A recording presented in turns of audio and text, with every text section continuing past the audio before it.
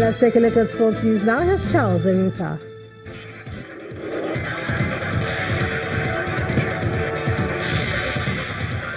Thanks, Ijoma. Welcome to Sports News. The build-up to the National Sports Festival continues across the country with the presentation of the Torch of Unity to the Kwara State Governor Abdul Fattah Ahmed.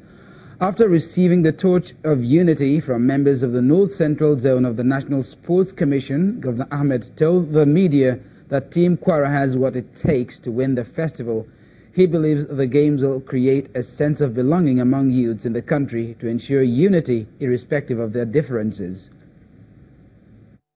Days to drive that much desired sense of unity that requires to make Nigeria a great nation. And sporting, we know, is not only a means of development for our youth mentally and also physically, but also prepares them for tomorrow's Nigeria.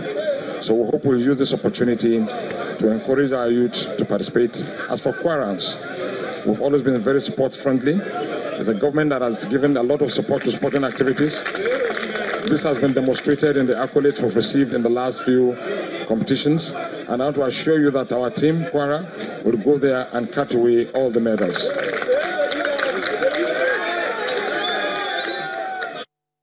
Indeed, and in football, Super Eagles technical advisor Gernot Rohr says they cannot afford to underrate Libya in Saturday's African Cup of Nations qualifier.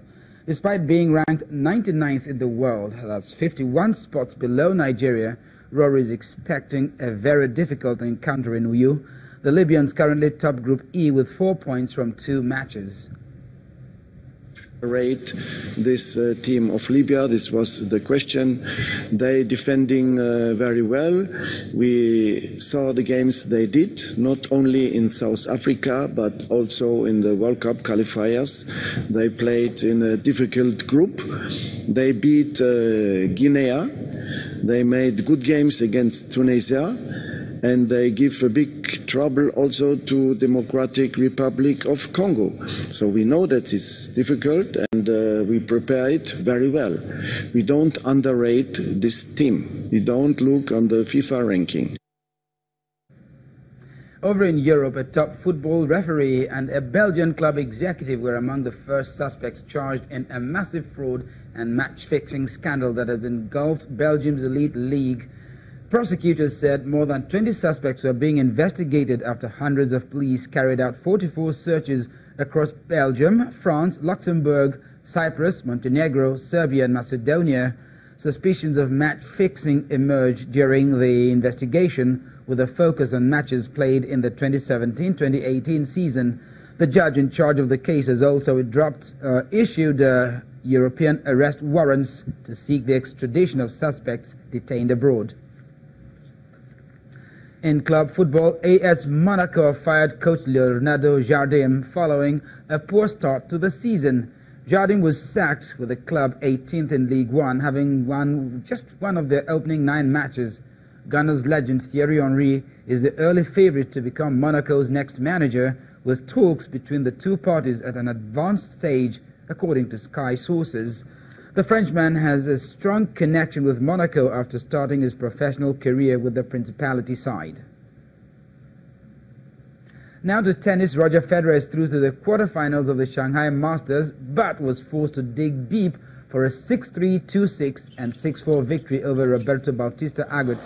Federer broke Bautista Agut's serve in the first game of the second set, but the Spaniard's forehand began to fire on his way to winning the second set. Federer, however, trusted his game and continued to attack, winning 11 of 12 net points in the decider, which saw him break Agut in the 9th game.